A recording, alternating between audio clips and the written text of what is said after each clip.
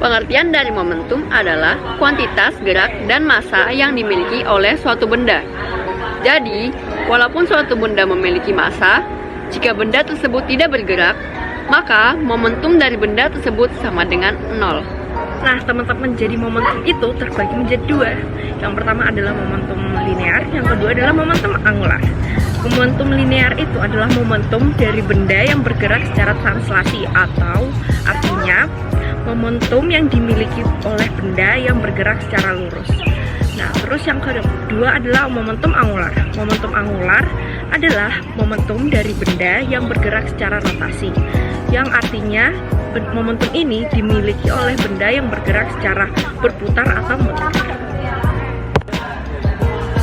Secara matematis, momentum didefinisikan sebagai hasil perkalian dari massa suatu benda dengan kecepatannya.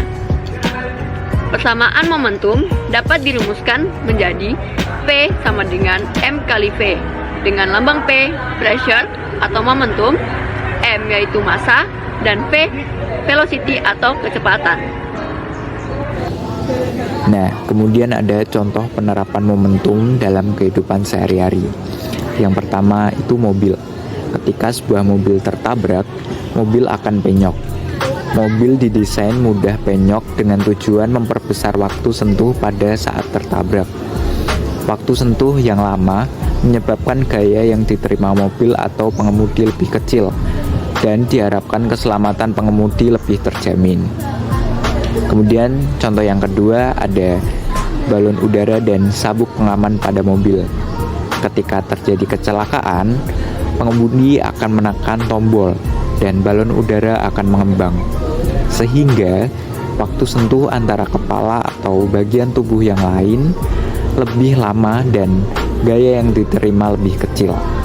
Sabuk pengaman juga didesain untuk mengurangi dampak kecelakaan. Sabuk pengaman didesain elastis. Kemudian contoh yang ketiga itu karateka.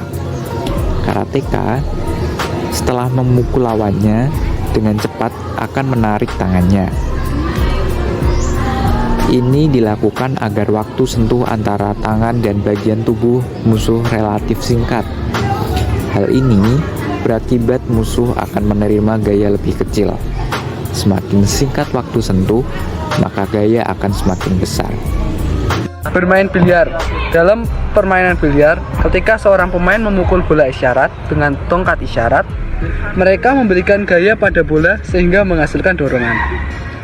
Dorongan tersebut menyebabkan bola berakselerasi dan memperoleh momentum yang menentukan lintasannya dan tumbukan selanjutnya dengan bola lain di atas meja.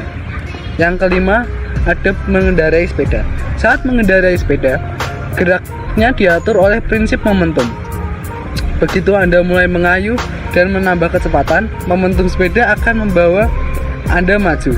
Perubahan kecepatan atau arah memerlukan dorongan, seperti menginjak rem atau memutar setang, yang mengubah momentum dan memungkinkan Anda mengontrol gerakan.